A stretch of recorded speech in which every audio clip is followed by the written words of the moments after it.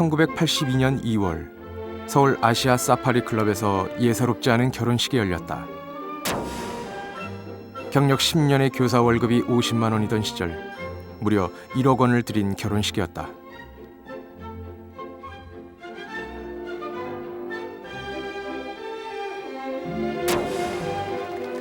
결혼식의 화려함에 빛을 더한 것은 하객들이었다. 200여 명의 하객들은 당시 정재계를 주름잡던 인사들이었다. 그리고 그들 중엔 오래전부터 부부와 위험한 거래를 시작한 사람들도 많았다.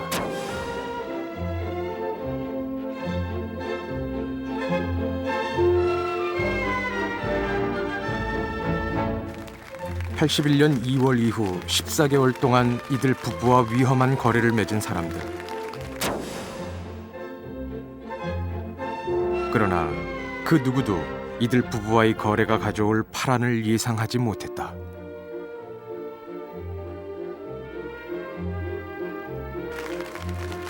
마치 푸나비처럼 사람들은 부부가 뿌린 정체불명의 돈에 몰려들었다.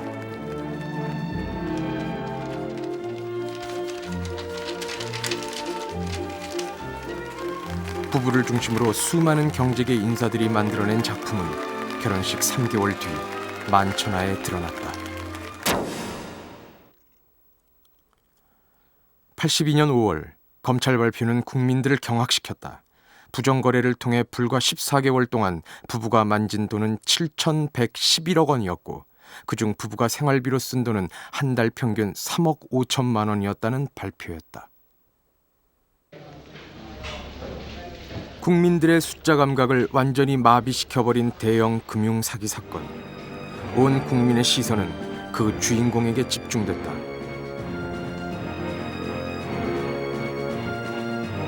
단군 이래 최대 어음 사기 사건이라 불리워진 82년 이철이 장영자 사건. 이 대담한 사기 사건을 주도한 주인공은 바로 지하경제의 큰손 장영자였다.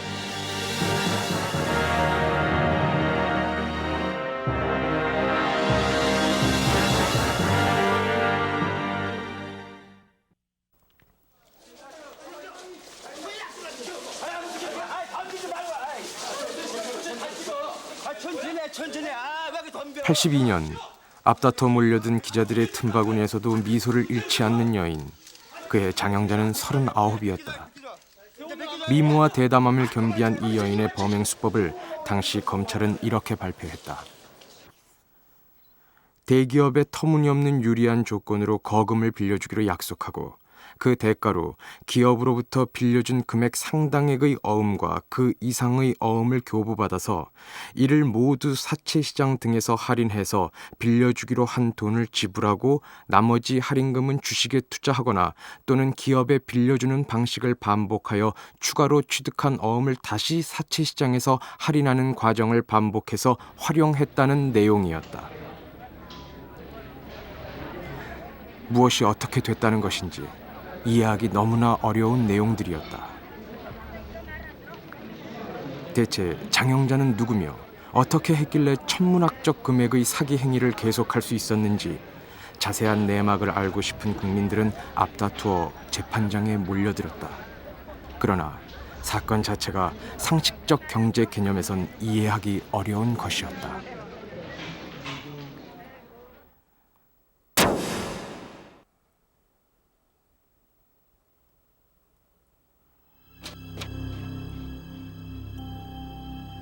(1981년) 당시 자금 부족에 허덕이던 공영토건의 변강우 사장은 사채시장에서 돈을 끌어쓰려 애쓰던 중 대화산업이라는 회사를 알게 된다. 대화산업의 대표는 이철희. 그런데 이철희는 파격적인 조건으로 돈을 빌려주겠다고 나섰다.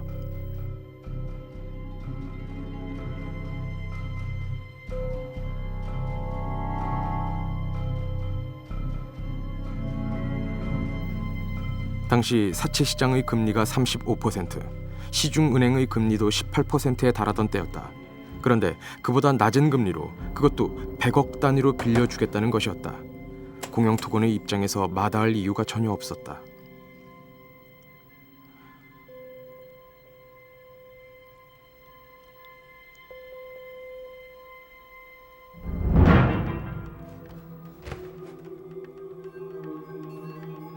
대신 대화산업이 요구한 조건은 빌려주는 돈의 2배에 해당하는 어음을 끊어주는 것이었다.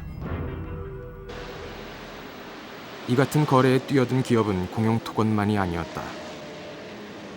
자금 압박에 시달리던 많은 기업들이 대화산업과 거래를 텄고 이들은 빌린 돈의 2배, 심지어는 9배에 달하는 액수의 어음도 끊어주었다.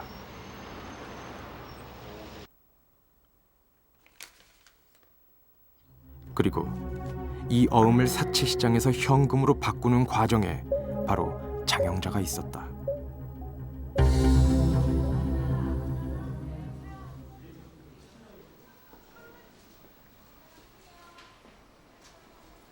그렇다면 장영자는 그 어음들을 어떻게 현금화했을까?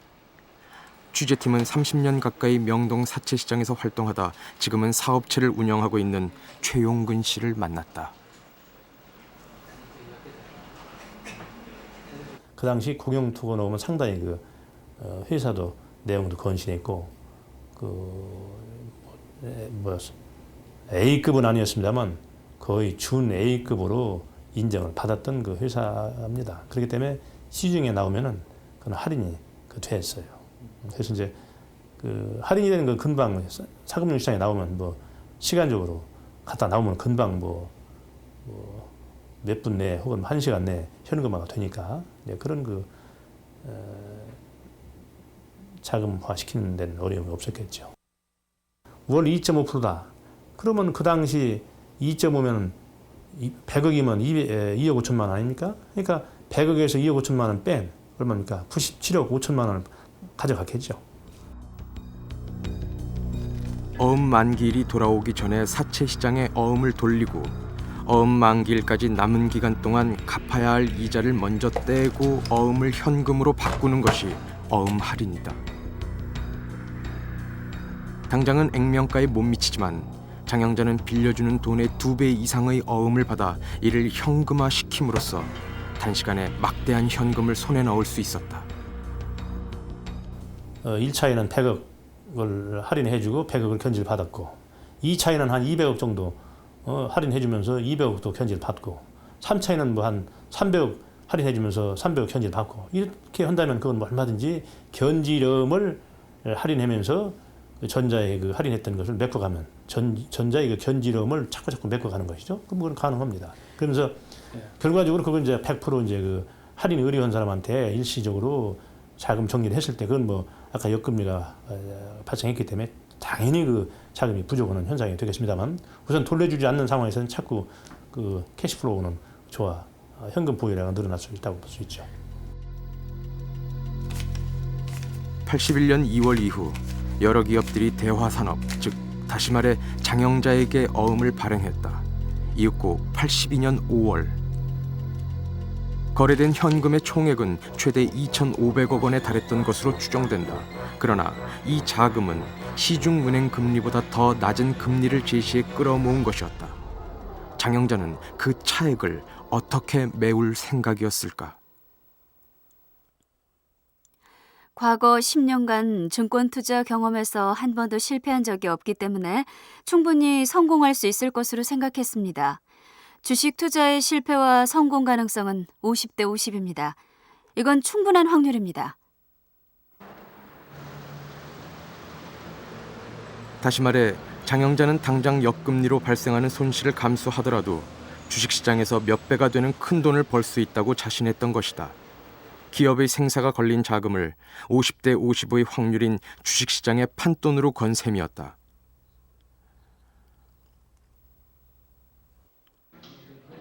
그러나 장영자는 그 주식시장에서 참패했다고 주장했다. 81년은 주식시장이 호황이었다는 점을 비춰볼 때 의문점이 많은 주장이었지만 검찰 역시 장영자가 주식시장에서 400억 원의 돈을 잃었다고 발표했다.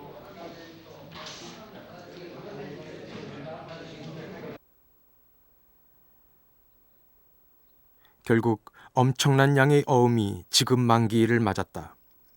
공영토건의 경우 대화산업으로부터 160억 원을 빌려 쓴 대가로 1,300억 원의 어음을 결제해야 할 지경에 이르렀다.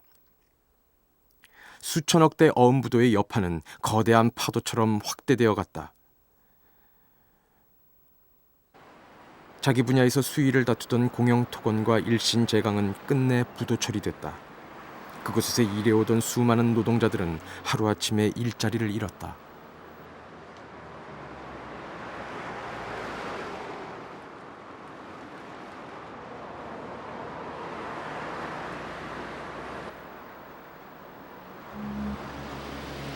또 일신제강과 공영토건의 소액주주 9,400여 명은 회사의 부도로 한순간에 휴지 조각이 되어버린 주식 때문에 눈물만 흘려야 했다. 어음으로 인한 피해자도 속출했다. 당시 79의 사경단 할머니는 공영토건의 어음을 샀다가 단 며칠 만에 900만 원을 잃었다. 그 900만 원은 할머니가 식모살이, 콩기름 장수 등 닥치는 대로 일해 평생 동안 모은 진정 알토란 같은 돈이었다.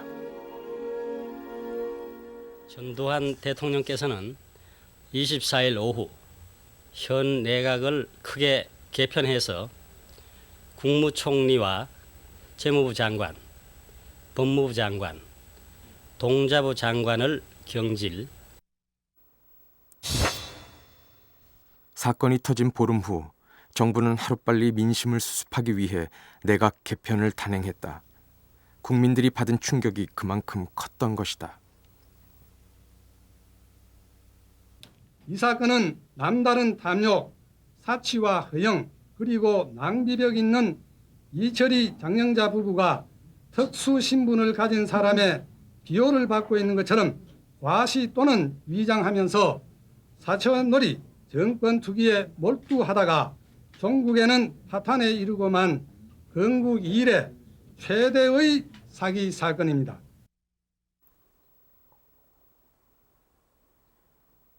당시 특정 권력층의 개입이 있지 않았느냐는 의혹이 불거졌지만 검찰은 어디까지나 허영과 낭비벽이 심한 장영자 부부가 저지른 사건일 뿐임을 강조했다.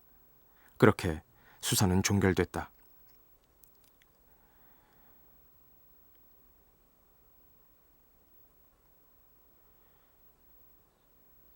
그러나 충격은 쉽게 가시지 않았다. 일반 서민은 평생을 모아도 1,000만 원 모으기가 쉽지 않던 시절이었다. 그런데 장영자는 14개월 동안 하루 평균 1,089만 원의 돈을 썼다. 일반 서민이 평생 모으기 힘든 돈보다 더 많은 돈을 단 하루 만에 쓴 것이다. 연일 호화별장에서 파티를 여는가 하면 친척들에게 용돈이라며 1, 2억 원을 쉽게 건네기도 했다. 사건이 일어난 뒤 국세청이 320억 원의 세금을 추징하기 위해 장영자의 재산을 추적한 결과는 더욱 놀라웠다. 당시 장영자의 나이 불과 39. 그러나 장영자의 부동산은 살고 있던 집과 개인 별장을 비롯해 전국에 걸쳐 있었다. 이때 장영자가 사들인 부동산은 지금도 금싸라기 땅으로 꼽히고 있는 곳이다.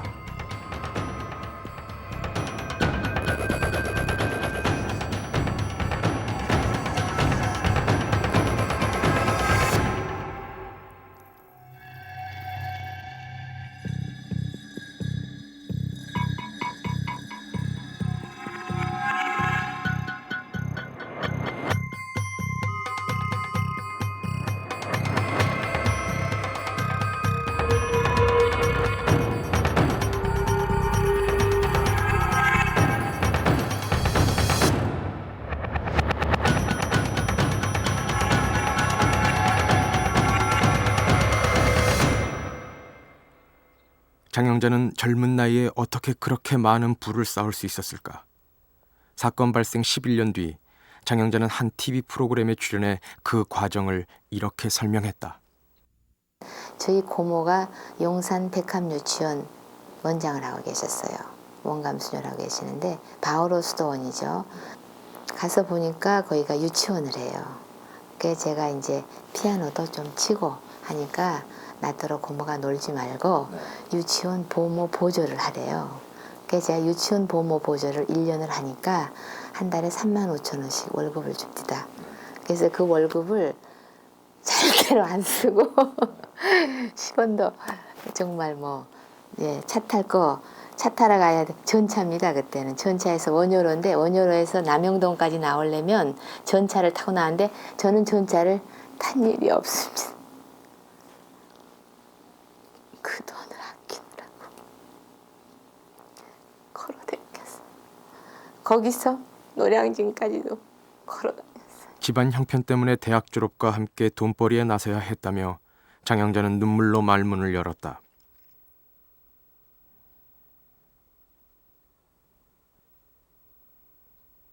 그렇게 20대 중반까지 어렵게 살아가던 장영자가 처음으로 돈벌이다운 돈벌이를 하게 된 건 코인 카운터라는 기계 덕분이었다고 한다.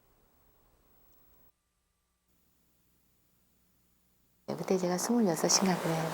상무래요. 그래서 상무를 좀 만나야겠다 했더니 얼굴이 좀 뺀뺀하고 뭐 검정 치마에 흰 세탈 입었어도 좀 괜찮아 보이는지 들어오랜대요. 그래서 너무 부끄럽지만 요즘에 이 은행에서 쓸 수 있는 그런 코인 카운터가 나왔으니까 좀 사주겠냐 했더니 덜렁 사줘요 10대나. 난 안 돼. 나는 한 대 팔로 생각을 했는데. 친척 중 한 사람이 개발했다는 코인 카운터를 장영자는 직접 은행을 돌아다니며 팔기 시작했고 그 덕에 제법 큰 돈을 모을 수 있었다는 것이다. 40대를 팔아가지고 주위 아이들 데리고 서대문구 홍지동이라는 집을 하나 샀어요. 그래가지고 그리로 나왔죠. 그때 집이 180만 원인가 뭐 200만 원인가 그게 나왔는데 이제 그 과정에서 한일은행 전무도 그렇고 국민은행 전무도 그렇고 그 건국 채권을 해버려요. 채권. 장영자가 코인 카운터를 팔면서 얻게 된 건 판매 수익만이 아니었다. 장영자를 좋게 본 은행의 고위 간부들이 고급 정보들을 알려준 것이다.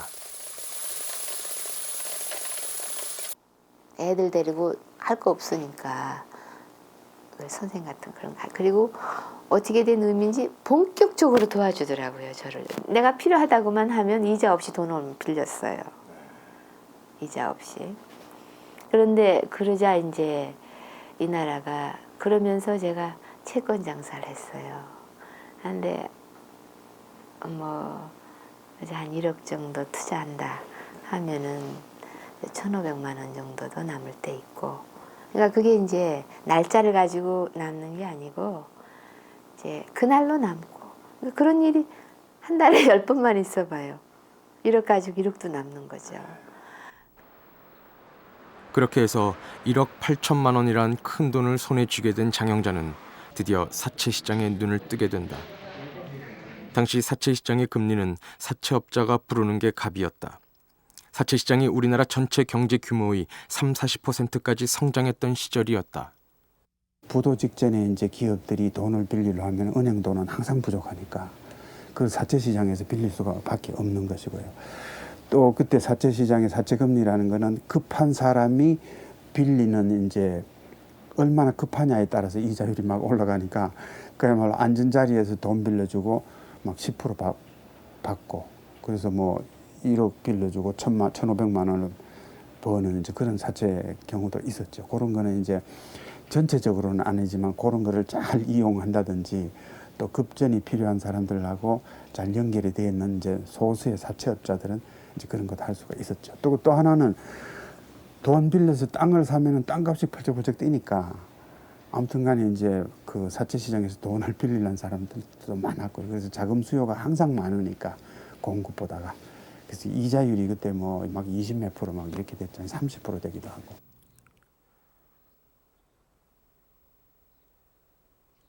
장영자의 종잣돈이 사채시장에서 몸집을 불릴 수 있었던 배경엔 다름 아닌 항상 자금이 부족했던 우리나라의 경제 상황이 있었다. 당시 수출주도형 경제 정책에서 무엇보다 중요했던 것은 중화학공업 분야를 일으키는 일이었다. 어느 기업이나 자금이 부족했던 시기였지만 정부는 외국에서 들여온 달러를 중화학공업 분야의 기업에 우선적으로 대출해 주었다.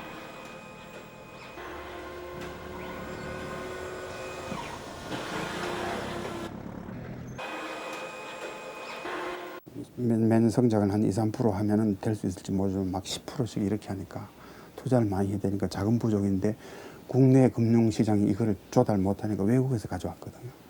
그래서 외국에서 돈을 이렇게 콱 풀어놓으니까 국내에서는 요만한 건데 막 이렇게 해놓으니까 이게 국내 금융시장이 이것도 이제 말하자면 이걸 관리 잘 할 수도 없고 또 그게 필요한 자금을 국내에서 조달할 수도 없고 그래서 이제 공금융은 이제 정부 밑에 들어가 있고 또 백성들은 자금융시장 이용하고.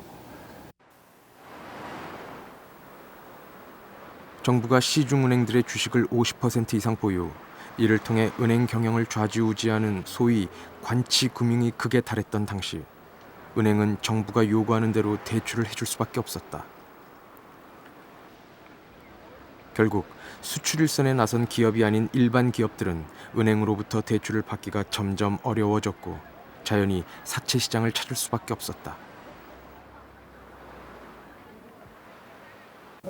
사채 시장이 성했다는 것은 제도금융권에서 자금을 조달하고자 하는데 그 자금이 조달 잘 안 되니까 어렵더라도 사채를 쓰는 건데 그 이유는 뭐냐면 그 정부가 금리를 예를 들면 그 우리가 공장을 수출에 필요한 공장을 우리 경제에 필요한 공장을 지었는데 좀 잘 뛰도록 하기 위해서는 금리를 좀 저금리를 해줘야 될 거 아니야. 그럼 저금리를 하려고 하는 것은 소위 그 조달한 예금하는 사람들은 사채는 금리를 많이 주고 좀 위험스럽지만은 이쪽에는 작게 주면 좀 위험스럽더라도 거기에 가게 되면 자연히 사채 시장이 커지는 뭐 그런 현상이라고 보면 아주. 우리의 경제 성장률은 세계 130여 개 국가 중에서 제3위를 기록했으므로 우리 경제가 이룩한 경제개발의 성과는 60년대 세계 경제에 있어서 놀라지 않을 수 없는 사실이 되었습니다.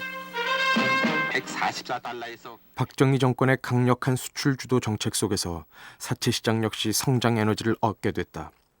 이때 장영자의 종잣돈도 사채 시장에서 기하급수적으로 불어나갔다.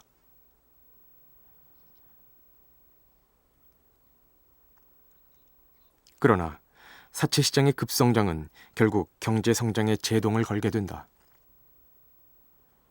수출 기업을 위해 들여온 막대한 차관과 월남 특수로 벌어들인 외화까지도 사채 시장으로 흘러들고 있었다.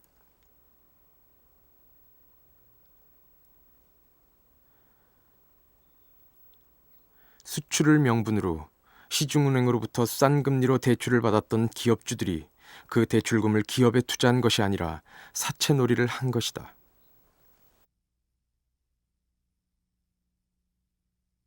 기업을 운영하는 기업가들이 기업가 정신이 부족한 경우에는 은행에서 돈을 빌려서 그걸 사채 시장에 돌리는 경우도 적지 않게 있었습니다.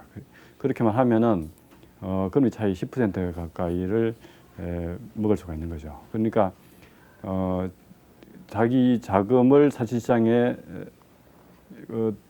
돌려서 그 자금을 그 기업이 다시 빌려 쓰게 하는 그런 경우도 많았습니다. 그러니까 소위 옛날에 우리나라에서 그런 얘기들이 많았습니다. 기업은 망해도 기업주는 산다는 그런 말이 일상적으로 보도됐었습니다. 그러니까 기업이 그렇게 고금리 부담으로 멍이 들어갈 때 기업주는 그 뒤에서 자기 재산을 축제를 할 수가 있었죠.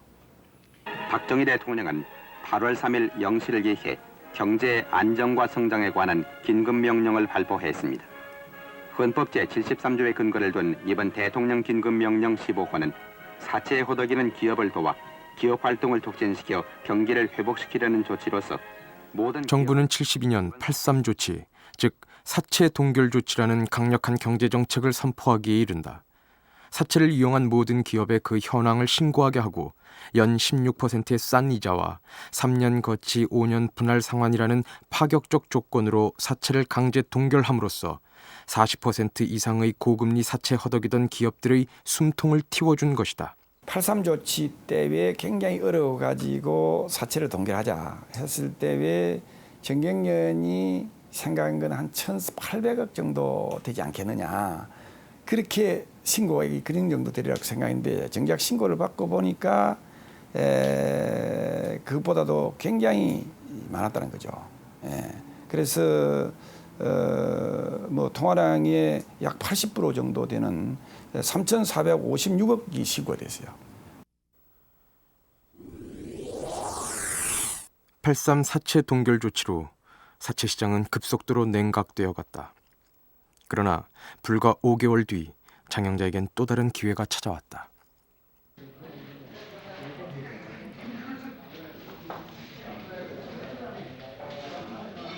(73년) 기업공개촉진법이 제정 공포됐다. 막대한 자금이 들어가는 중화학공업 설비 투자에 은행의 돈을 한없이 대출해 줄 수는 없는 일이었다. 그래서 기업주가 가진 주식을 주식시장에서 팔아 필요한 자금을 스스로 확보하도록 법률로 강제한 것이 기업공개촉진법이었다.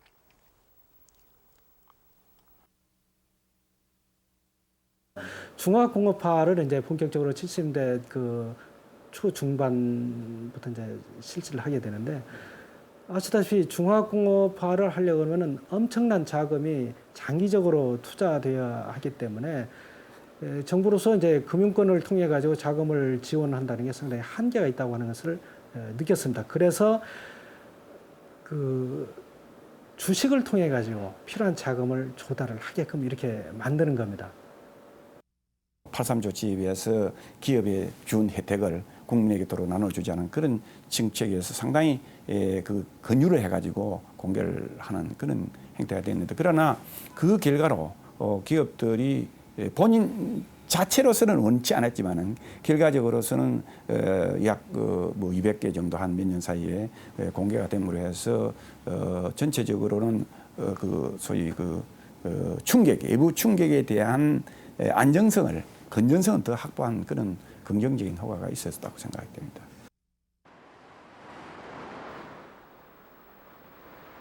이전까지 50여 개에 지나지 않던 주식공개 상장 회사가 기업공개 촉진법이 시행된 73년 이후부터 점차 늘어 77년에 이르러선 무려 300여 개에 달했다.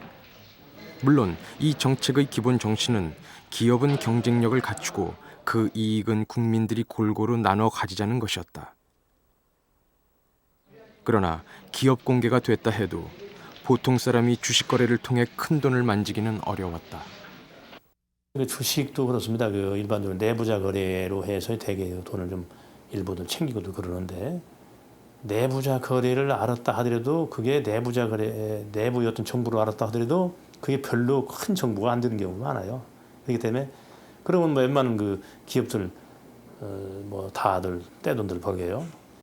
본인이 어떤 그 특별하게 어떤 그 정치권하고 연결이 됐다든가 뭐 금융권하고 혹은 그 기업주들하고 특별한 관계가 있어서 그건 뭐 틀림없이 어느 정도 돈을 현금을 확보하게 되면 그 주식 공개한다든가, 안 그러면 내부자의 그 정보가 정확하다 이거지. 그러나 장영자는 달랐다. 장영자는 기업 공개야말로 자신의 자산이 불어난 결정적 계기가 되었다고 주장했다.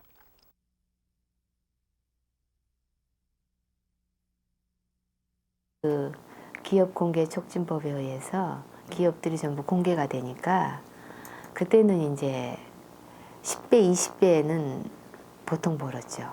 그래서 저희가 73, 4, 5, 6, 33, 4, 5 이 3년 동안이 피크였습니다. 이 3년 동안 피크였고 5년, 그러니까 5, 6, 7년도부터는 이제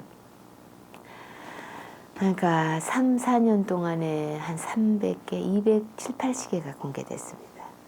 기업이. 무조건 공개하라고 그랬어요. 그러니까 그 공개할 수밖에 없는 기업 공개 촉진법을 해놨으니까요. 그래서 그때는 뭐 그냥 황금 시장이죠. 뭐.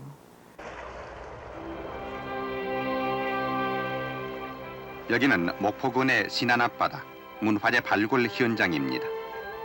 계속해서 70년대 중반 이후 장영자는 투자 대상을 다각화한 것으로 보인다. 33살이 된 76년, 장영자는 신안 앞바다 해저 유물 발굴 때 유물을 몰래 매입했다가 집행유예 2년을 선고받기도 했다.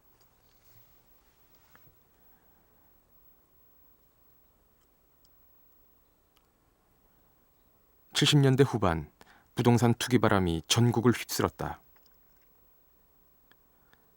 70년대 초반부터 고개를 들기 시작한 부동산 투기 바람이 절정에 달한 것이다. 한 달 새 집값이 30-40%씩 뛰고 땅값도 2배씩 뛰어올랐다. 복부인이라는 신조어까지 생겨났던 이때 급격한 시세 차익으로 한순간에 엄청난 부를 축적한 졸부들이 속출했다. 졸부들의 탄생은 내 집 마련의 꿈과 점점 멀어져간 서민들의 슬픔을 딛고선 것이었다. 거기엔 분양가를 턱없이 높인 건설업체도 큰 역할을 했다.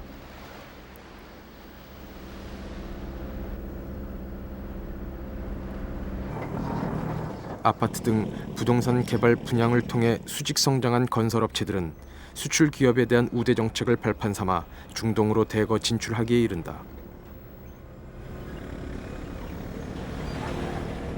77년 건설업체들은 중동 건설 시장에서 40억 달러나 되는 외화를 벌어들였다. 한 해 우리나라 총 수출액의 40%를 차지하는 엄청난 액수였다.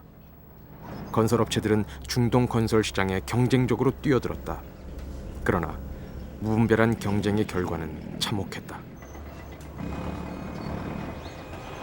가지고 74년, 5년, 6년 이때까지는 돈도 많이 벌고 아주 잘 왔죠.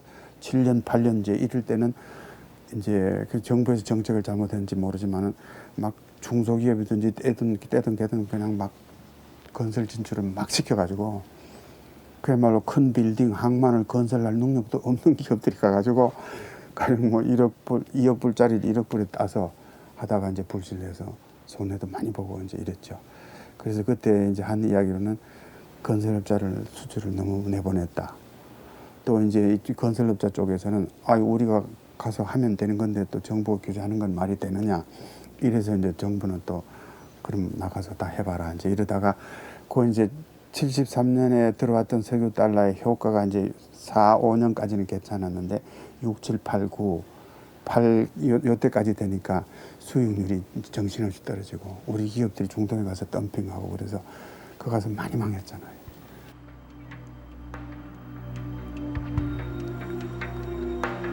그리고 드디어 79년이 다가왔다. 2차 석유 위기로 배럴당 10달러 선이었던 원유 가격이 40달러로 폭등했다. 연이은 경제 파동은 한국 경제를 끝없는 나락으로 몰아갔다.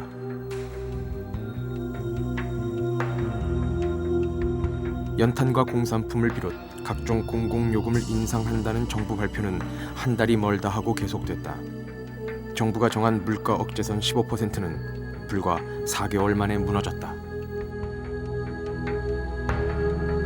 79년 경제위기는 이제 69년하고 다른 게 우선은 73년에 1차 유립 파동이 나서 그야말로 우리가 굉장히 비관적으로 돼 있다가 중동 건설 수출로 이제 그렇게 비관적이 아니다 하다가 이제 두 번째 얻어맞고는 이거는 정말로 심각한 것이다. 그래서 이게 국민적으로 굉장히 큰 타격을 받았는 게 이게 하나고요. 두 번째로는 72년부터 이제 중화학공업에 투자를 무리하게 많이 했잖아요. 뭐 산업 이제 단지를 건설하고 산업 도시를 건설하고 투자를 과다하게 해놔서 결실은 못 보는 상태에서 이제 2차 오일 쇼크를 얻어맞으니까 그때 충격이 또 엄청나게 컸고요. 김영삼 의원의 제명을 불러온 YH 사건의 진원지인 YH무역. 79년 8월 이 회사의 폐업 공고는 경제위기의 경고장과도 같았다. 저임금으로 노동자들을 이용해온 외국계 기업이 불경기를 맞게 되자 일방적으로 회사를 폐쇄하고 경영진이 도주한 것이다.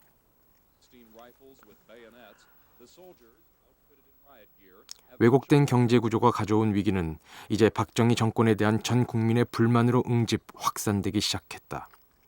부산 지역에선 학생들과 시민들이 유신 반대의 목소리를 드높였다.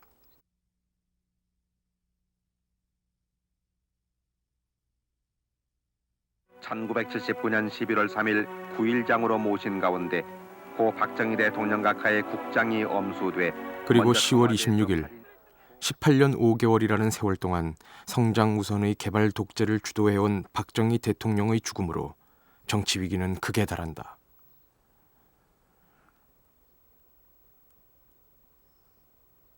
그러나 표면화된 정치 위기의 밑바탕엔 과거 성장 제일주의 정책이 가져온 경제 위기가 깔려 있었다. 장로로서의 직책을 성실히 수행할 것을 국민 앞에 엄숙히 이제 선서합니다. 그 경제 위기의 경량을 헤쳐나가기 위해 국력을 하나로 모아야 할 때였다. 그러나 79년 12월 나라의 운명은 다시 한번 뒤바뀌었다. 유신 정권의 겨울이 가고 바야흐로 서울의 봄을 기대하던 79년 겨울, 신군부 세력은 쿠데타를 일으켰다. 정치에는 개입하지 않겠다 선언했던 쿠데타 세력은 이듬해 5월 전국에 비상계엄령을 선포하고 이에 대항하는 사람들을 총칼로 짓밟았다. 서울의 봄은 남도 끝자락에서 피로 물들었다. 79년 이후 뿌리부터 흔들린 경제 위기로부터 국민들을 구해줄 희망의 깃발은 어디에서도 보이지 않았다. 그러나 장영자는 달랐다. 박정희 정권 때부터 장영자는 군부 세력과 그 관계를 돈독히 다져가고 있었다. 자신이 가야 할 길이 어디에 있는지 장영자는 정확하게 알고 있었다. 군 출신으로 유정회 의원이자 중앙정보부 차장을 지낸 이철희와 만난 것도 79년의 일이었다.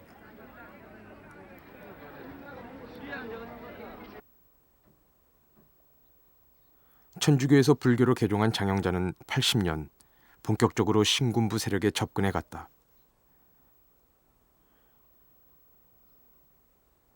수도경비사령부에서 부대 내 법당을 건립할 때 장영자는 2천만 원이라는 거액을 선뜻 기부했다. 당시 수도경비사령부 사령관은 노태우였다.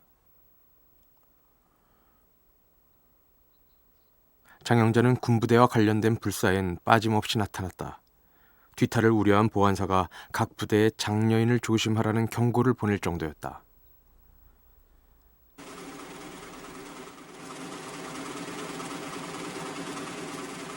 이러한 상황 속에 오공 정권은 경제 위기를 타개하기 위한 경제 정책을 실시한다.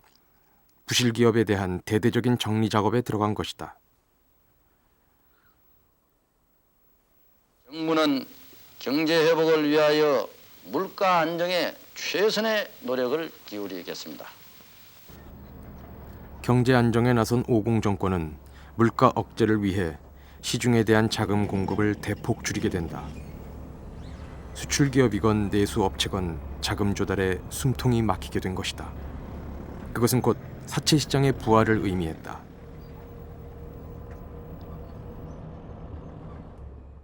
기업이 생명체거든요.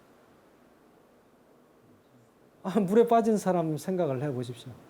모든 수단을 다해서 살아남으려고 할 거 아니겠습니까? 근데 높은 금리라 하더라도 기업의 입장에서는 이렇게 볼 수 있다는 거죠. 이 시기만, 이 고비만 넣으면은 괜찮을 거다는 그런 생각을 할 수가 있다는 겁니다. 그렇기 때문에 그 무리를 해서 높은 이자라도 이렇게 해서 넘어가려고 이렇게 하는 거죠. 사채시장이 다시 활기를 띠기 시작한 81년, 장영자는 오공 실세라 불리는 이철희와 세 번째 결혼을 한다. 우연이라 치기엔 너무나 절묘한 시점이었다.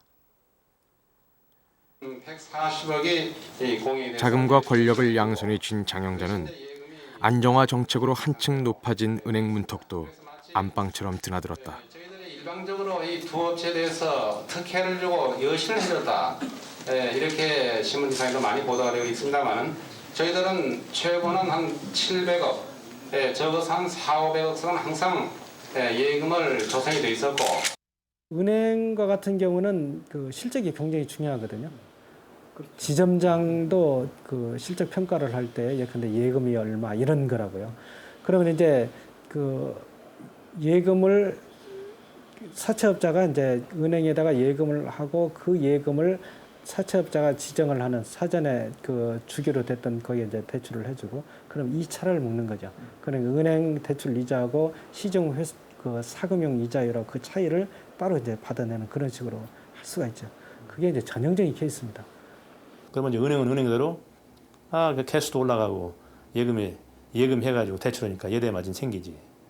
또 예를 들면 은행 예금했던 사람도 은행 예금만 받는 것이 아니고 대출 받아간 사람을 통해서 예를 들면 일반적으로 사채 금리가 은행 대출 금리는 1.5다. 근데 사채는 3%다. 그러면 그 차이 사채라는 게 약간 리스크가 있기 때문에 그 1.5의 차이를 다 받지는 못하겠습니다만 그 어느 정도 한 2%를 받는다든가 그러면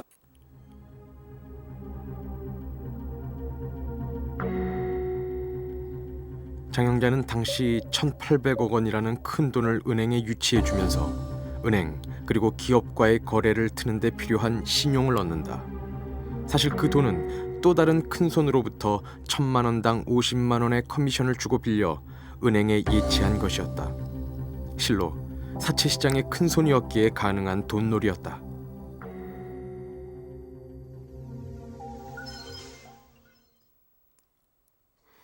경제는 전쟁입니다.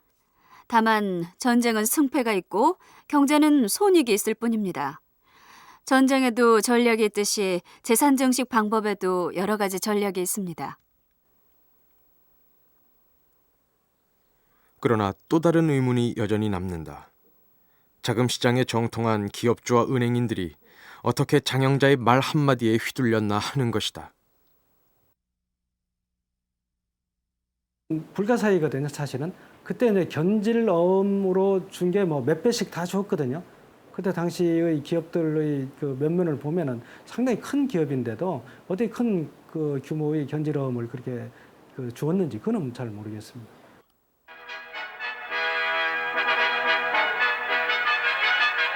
의혹은 증폭되기 시작했다. 배후에 특정 권력층이 있지 않느냐는 것이었다. 곤혹스러워진 정부는 이례적으로 검사들을 TV에 출연시켜 해명을 하게 했다. 정부에 대한 의혹을 해명하는 것도 중요하겠습니다만은 우선 저희 검찰에 대한 국민의 의혹을 조금이라도 풀어드리는 그러한 계기도 될 수 있지 않을까 해서 많은 추적 끝입니다만은 이러한 자리에 참석하는 것에 이렇게 응하게 된 것입니다. 저희 검찰 쪽에서 사실은 이렇게 많이 안 나오고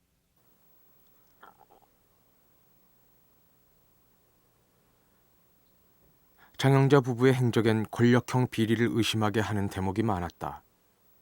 80은 이미 결혼식을 올렸지만 부부는 이듬해 서울 아시안 사파리 클럽에서 1억 원을 들여 다시 호합한 결혼식을 올렸다. 그 이벤트는 장영자가 대통령 처삼촌의 처제라는 사실, 그리고 이철이가 군 장성과 중앙정보부 차장까지 지냈던 거물급이라는 사실을 알리기에 충분했다. 그 당시 알아보세요. 그 당시에 참 군인이면 참 장성이면 대단할 시대고 또 안기부 차장이면 막강한 또 참 힘을 발휘하던 시기고 또 유정회 시기고 정부가 모든 것이 아주 획일적으로 또 잘 움직이던 시대고 그리고 조건 자체가 기업 활동에 도움이 되고 또 불안한 요소는 아무것도 없고 우리가 배로 끊어줬다 그러봐야 그게 상하는 담보를 받았으니까 믿을 만한 담보를 받았으니까 회사로서는 그건 당연한 경제 활동인데 사실 우리로서는 어찌 보면 그 당시에 감사했죠.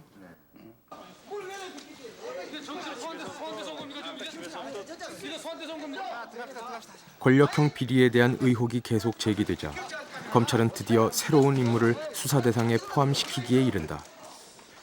장영자의 형부 이규광이었다.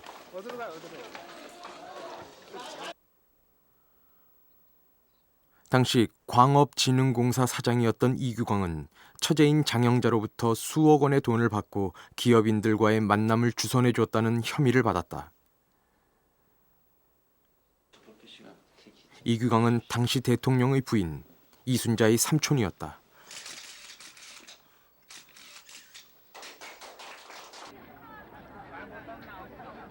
그 자신이 대통령의 친인척이며 남편은 오공 정권의 실세라는 권력의 그늘은 장영자에게 무소불위의 힘을 실어주었다. 장영자는 기업과 어음 거래를 하는 과정에서 자신이 정치 자금을 다루고 있다는 정보를 은밀히 건네기도 했다.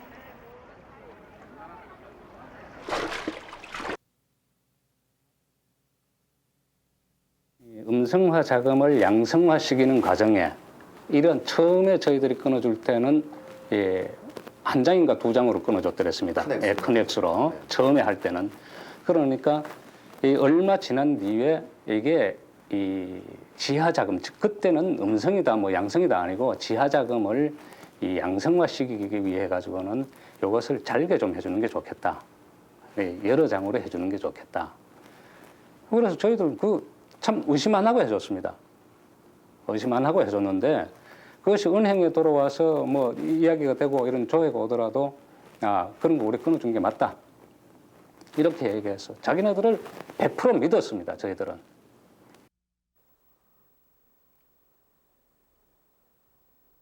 한 여인이 국가 경제를 혼란에 빠뜨릴 수 있었던 건 우리 경제가 원칙이 아닌 정치 권력에 휘둘리는 왜곡된 구조 때문이었다.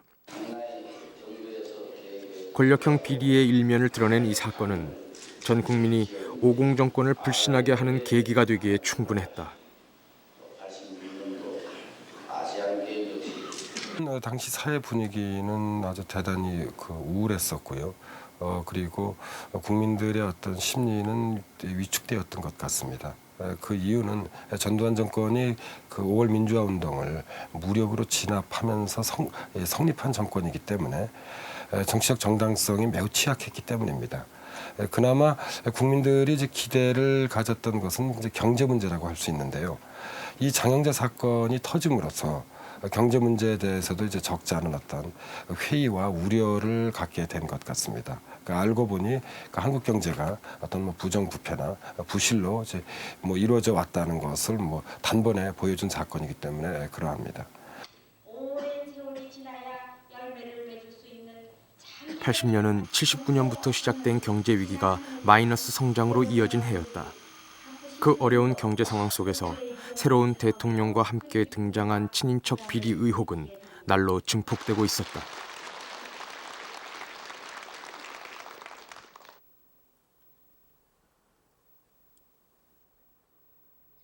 대통령의 장인인 이규동, 대통령의 동생인 전경환 등 굵직굵직한 사회단체장에 등용된 친인척들이 온갖 비리의 주범으로 활약했던 것이다. 한편 장영자 사건이 일어나기 한 달 전 의령에선 경찰에 의한 총기 난동 사건이 벌어져 국민들이 충격에 빠지기도 했다. 정의사회 구현이라는 5공화국의 구호는 국민들에게 한낱 공허한 구호일 뿐이었다.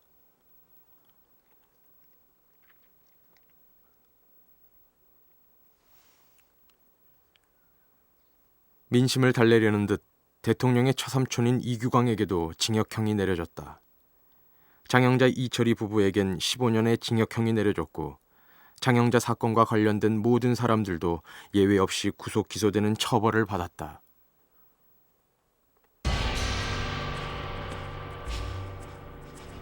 기업 총수는 물론 간부, 직원들 그리고 사채업자까지 장영자 사건과 관련된 구속자 명단은 30명을 넘었다.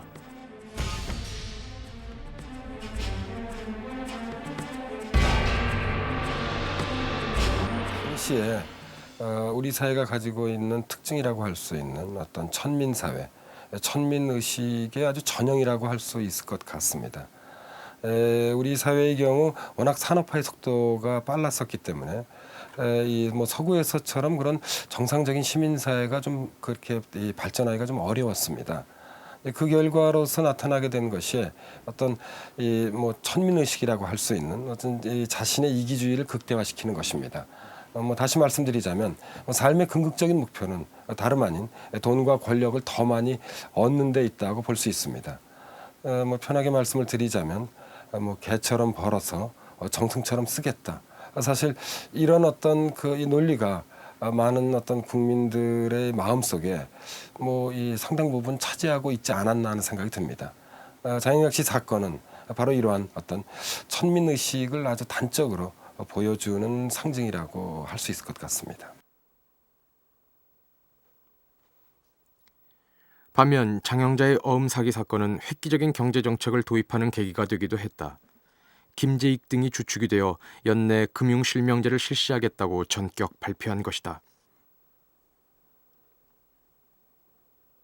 이 정부의 또는 당의 정의사회로 그러나 구현하고 지하 이 제도를 경제를 결코 달가워하지 대통령으로 않았던 세력이 있었다. 유도해야 시겠다는 그들은 금융실명제가 나라를 커다란, 망하게 할 것이라고 주장했다. 목표를 우리가 결국 나가야 하기 연내에 때문에 실시하겠다던 금융실명제는 국회에서 5공화국이 법을 끝나도록 실시되지 많은 못했다. 그러한 실명제를 실시해도 시기가 적절치 않다. 한 결과 이 나라 경제가 어렵게 된다면은 결국 주름살은 어디로 가느냐면 서민 대중의 생활에 영향을 미치게 됩니다. 거액어음 사기 사건으로 10년째 복역해온 장영자 씨가 일반 가석방으로 오늘 청주교도소에서 국민들의 기대에도 불구하고 금융실명제는 장영자가 9년 10개월의 형량을 채우고 가석방될 때까지 실시되지 못했다.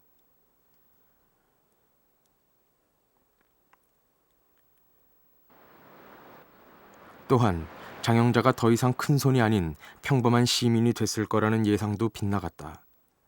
장영자는 300억 원의 세금이 너무 과하다는 조정 신청 재판을 냈고 결국 강남세무서는 26억 원만 추징할 수 있었다. 강남세무서가 압류 중이던 1,000억 원대의 골동품은 고스란히 돌려주어야 했다.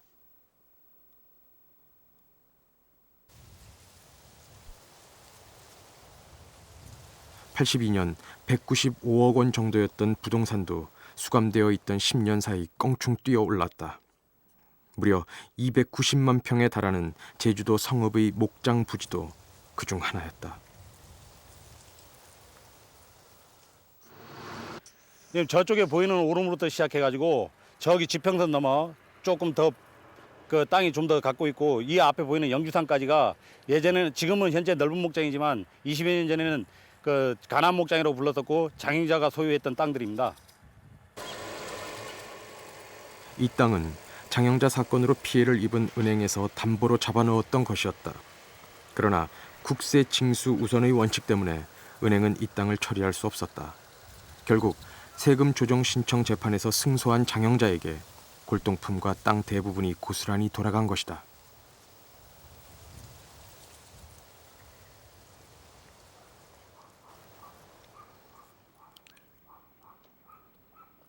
국가 경제를 위기로 몰아넣었다는 이유로 10년형을 살고 나왔음에도 불구하고 93년 장영자 이철희 부부는 다시 1,000억대의 자산가로 재부상했다.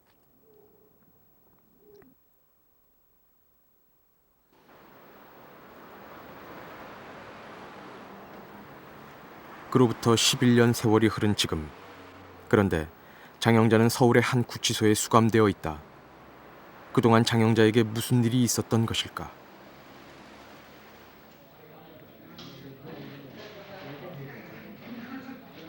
(92년) 9년 10개월의 징역을 살고도 장영자는 다시 1,000억대의 갑부가 되어 사회로 복귀했다. 그리고 그 다음 해 헌법 제76조 1항의 규정에 의거하여 금융 실명 거래 및 비밀 보장에 관한 대통령 긴급 재정 경제 명령을 발표합니다. 아울러 11년이나 난항을 거듭했던 금융실명제가 드디어 실시됐다.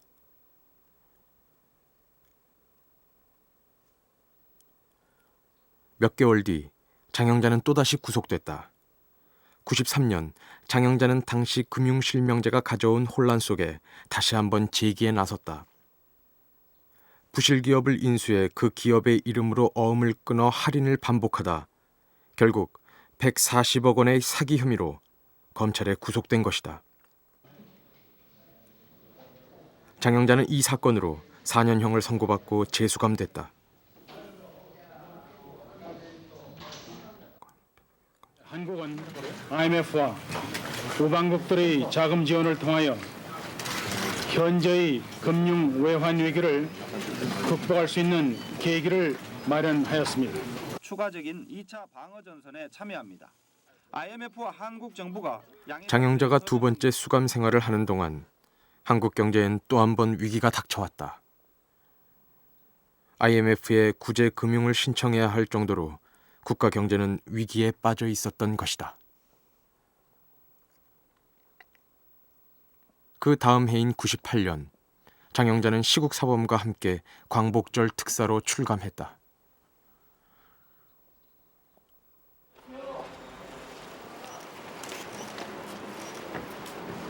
그러나 1년 9개월 만인 2000년 5월 장영자는 국권 화폐 사기 사건으로 다시 구속됐다.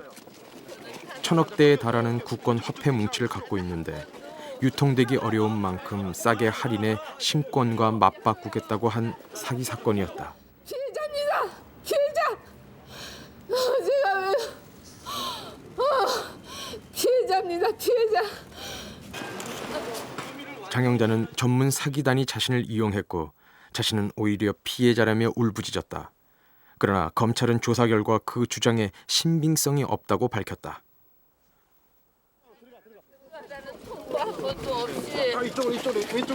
진짜인 얘기가 별로 없으니까 소위 정말일 것 같은 얘기가 없으니까 이 말도 거짓말인가 하고 저 말도 거짓말인가 하고 그래. 이건 제가 생명을 걸고 이 국권의 실체를 밝힐 것이며 생명 걸겠습니다. 지금 장영자는 92년 단행된 가석방이 취소되면서 되살아난 4년의 남은 형기를 채우고 있다. 국권 화폐 사기 사건에 대한 선고는 아직 내려지지도 않은 상태다. 앞으로도 5년 이상 감옥에서 살아야 할 운명에 처한 장영자는 올해 환갑이 되었다. 한때 지하 경제의 큰손이었으나 반평생을 수인으로 살아가고 있는 장영자. 만약 60, 70년대 왜곡된 경제 구조를 체험하지 않았다면 그녀의 삶은 어떠했을까? 어쩌면 장영자라는 희대의 인물을 만들어낸 건 60년대부터 90년대에 이를 때까지도 건강한 경제 성장을 이뤄내지 못한 우리의 기형적인 경제 구조였을지 모를 일이다.